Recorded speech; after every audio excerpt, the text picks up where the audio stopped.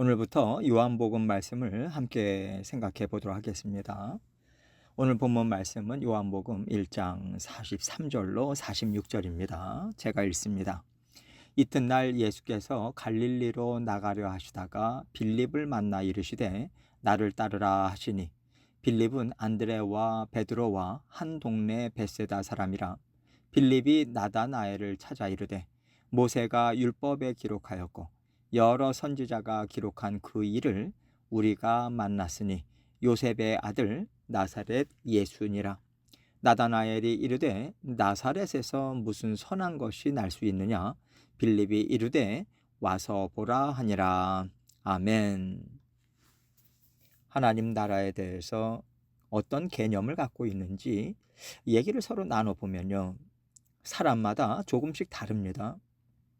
어떤 분들은 먼저 교회를 생각할 것이고, 또 하나님의 나라, 하나님의 말씀을 이루어가는 데 있어서 그래도 이것이 먼저가 돼야 된다 라고 생각하는 부분들이 교회마다 좀 달라요.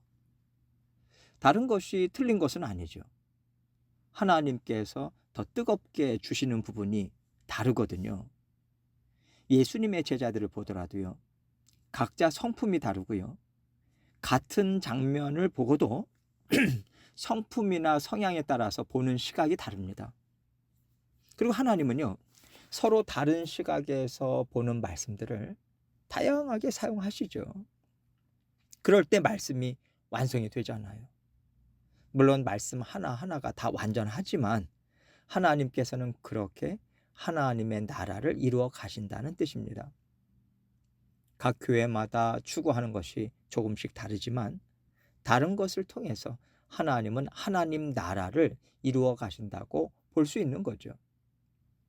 하나님께서 주신 열정이나 달란트라든가 걸어가게 하시는 길들이 다 다르지만 삼위일체 하나님을 통해서 함께 이루어 나가고자 애를 쓸 때 우리는요, 땅끝까지 복음 전하는 일을 잘 감당할 수 있는 겁니다. 또 예수님께서 복음 전하는 일을 감당할 제자들을 부르실 때를 보면 예수님께서 나를 따라라 지명해서 부르시는 모습을 볼 수 있습니다. 이 얘기는요, 하나님께서 세우신 뜻과 계획에 따라서 하나님 나라를 함께 이룰 사람들도 그때 부르신다는 거예요. 하나님의 주권 하에 하나님 나라를 펼쳐 가시는 것이지 사람들 스스로가 이루어가는 게 아니라는 겁니다. 그 하나님의 주권을 오늘 말씀은 정확하게 보여주고 있어요. 43절 말씀 봅니다. 이튿날 예수께서 갈릴리로 나가려 하시다가 빌립을 만나 이르시되 나를 따르라 하시니. 여기서 이튿날은요, 예수님이 안드레를 통해서 그의 형제 베드로를 만나신 그 다음 날을 말해요. 예수님께서 침례 요한에게 침례를 받으셨고요, 그의 제자였던 안드레도 예수님은 만나셨습니다. 안드레가 예수님은 선지자들을 통해서 보여주시고 약속하셨던 메시아시다, 이 확신을 먼저 갖고 형제인 베드로를 데려와서 예수님을 만나게 했지요. 이 일이 있었던 그 다음 날에 예수님께서 갈릴리로 나가려 하시다가 빌립을 만나셨다라고 하는데, 이 얘기는요, 길에서 우연히 빌립을 만나셨다 이런 뜻이 아닙니다. 이제 공생애를 시작하신 예수님은요, 제자 삼는 일을 지금 지속적으로 이루어 가고 계시는데, 이 일은 예수님께서 모든 인류를 위해서 십자가 대속의 죽음을 죽으시고 구원을 이루시는 일만큼 중요한 일입니다. 예수님의 대속의 죽으심과 구원을 전파하는 일을 준비하지 않으면 어떻게 사람들이 구원을 받을 수 있겠어요?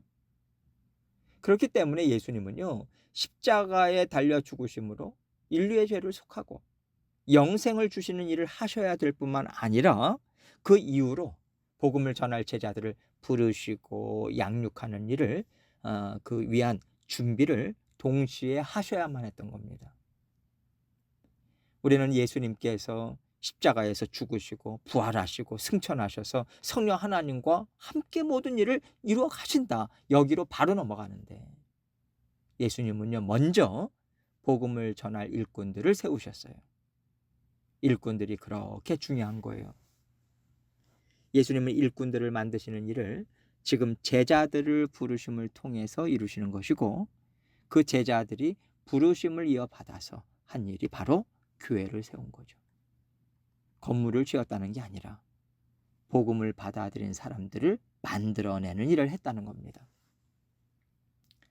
그래서 복교회는 구원받은 사람들을 만들어내는 일을 해야만 예수님의 죽으심을 이어받아서 이 땅에서 하나님의 뜻을 이루어가는 것이라고 우리는 봐야 되는 거예요.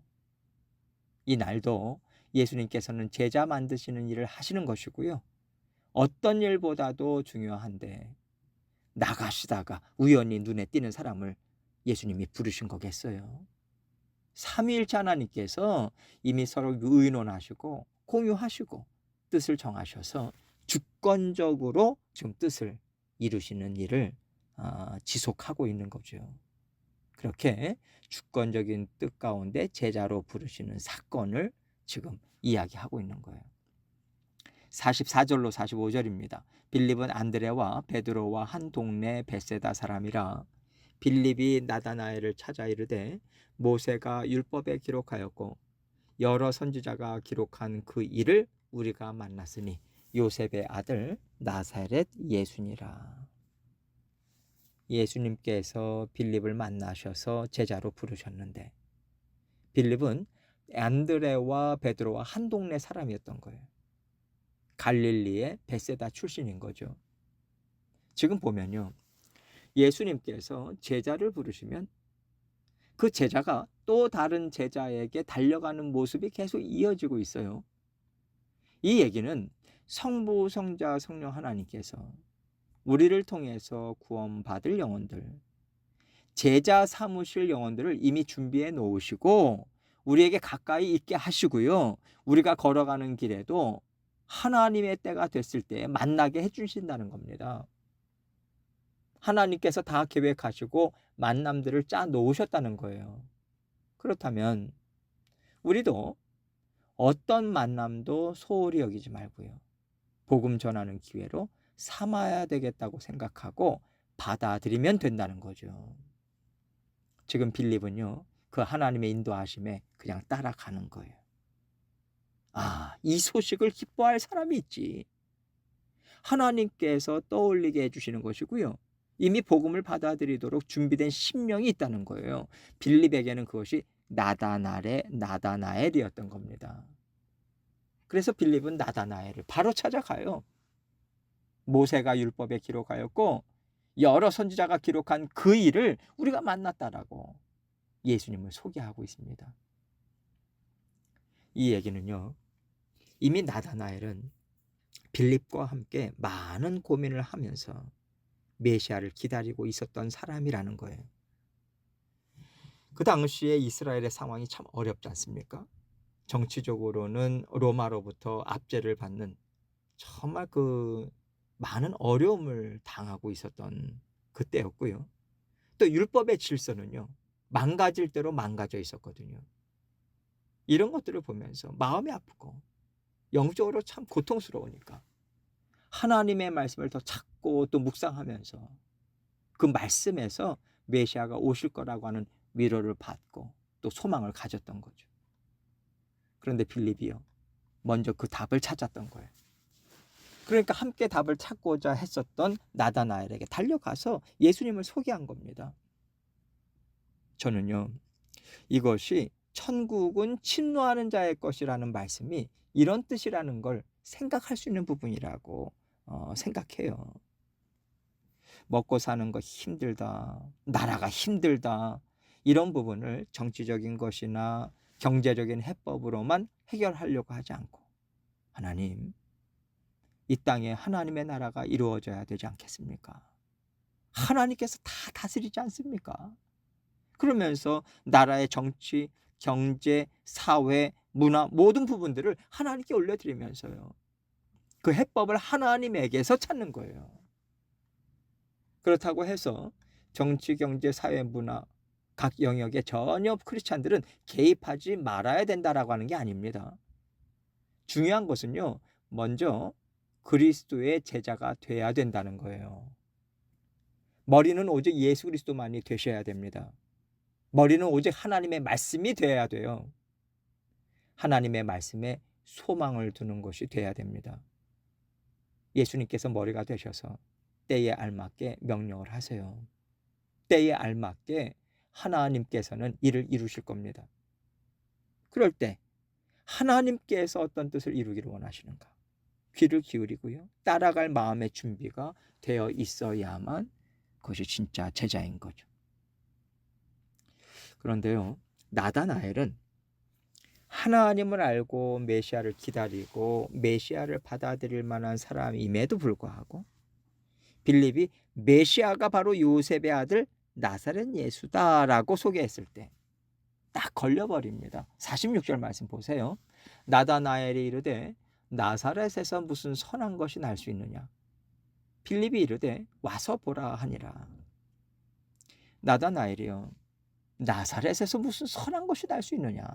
이렇게 반문한 이유는 나사렛이 있는 갈릴리 지역은요, 그 당시 사람들의 생각에 영적인 중심 역할을 할 만한 곳이 아니거든요.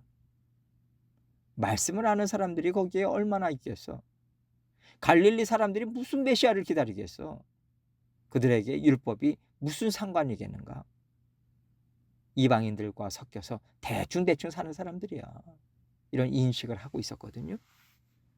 그래서 나다나엘은 거기서 어떻게 메시아가 나오겠냐 이런 생각으로 막혀버린 건데, 그럴 때 빌립이요, 긴 말 하지 않습니다. 여러 말 하지 않아요. 와서 봐라. 한마디만 합니다. 만나봐. 이 얘기잖아요. 빌립이 이렇게 말할 수 있었던 것은 자신도 나다나엘과 같은 생각을 했었다고 말할 수 있는 거 아니겠습니까? 이 얘기는요, 모든 사람들에게는 이런 장벽이 하나씩 다 있다는 겁니다. 그런데 예수님을 만나고 보니까 장벽들이 다 무너지고 구원자 맞다, 이 확신을 얻게 되는 거죠. 그러면 우리가 해야 되는 일이 무엇이겠어요? 딱 답이 나오잖아요. 와서 봐라. 이 말 전하는 거예요. 모든 사람에게 다 장벽이 있는데 우리가 복음을 전할 때 그 장벽을 보고 무서워서 미리 포기합니다. 요즘 우리가 C2C로 복음을 전하는데 이것을 가지고 이 사람한테 어떻게 C2C로 복음을 전해? 아마 이 사람은 이 부분에서 반발할걸? 이런 생각이 들어요. 반발할 것들이 다 있어요. 저와 여러분도 그랬잖아요. 그러나 하나님께서 만나게 해주시는 영혼들은요, 하나님을 만남과 동시에 그 장벽들이 깨지고 무너지는 겁니다. 그 역사가 구원의 현장에서 일어나는 거예요. 이것을 기대하면서 복음을 전해야지, 이 사람은 여기에서 막힐 거야, 저 사람은 저기에서 막힐 거야, 그러면요 우리는 영적 전쟁을 싸워보지도 않고 백기 그냥 드는 거예요. 항복하는 겁니다. 하나님의 말씀을 믿지 못하고요, 세상에 눌려서 그냥 주저앉는다는 얘기인 거죠. 어디에 막힐지 우리는 모르고요, 막힌 것은 하나님께서 무너뜨려 주십니다. 그리고 오늘 안 되면요, 한 달 있다 전하면 되는 것이고요, 내년이든 2년 후든 또 전하는 거예요. 선교지 가서도 갔던 마을 또 갑니다. 우리는 말씀에 순종한다라고 하는 마음만 가지면 되는데 우리 스스로가 말씀에 순종할 준비가 안 돼 있는 거예요. C2C나 어떤 전도법의 어떤 전도의 툴의 문제가 아니라 우리 자신이 말씀에 순종할 준비가 안 돼 있다는 것을 우리가 먼저 인정하면 좋겠습니다. 천국은 침노하는 자들의 것이라는 것을 마음에 새기시고 먼저 나 자신과 싸워 이기는 것이 복음 확장을 시키는 일에 있어서 우선순위예요. 이것을 기억하시고 그 싸움에서 이기시고 승리하시는 저와 여러분이 되시기를 주님의 이름으로 축원합니다.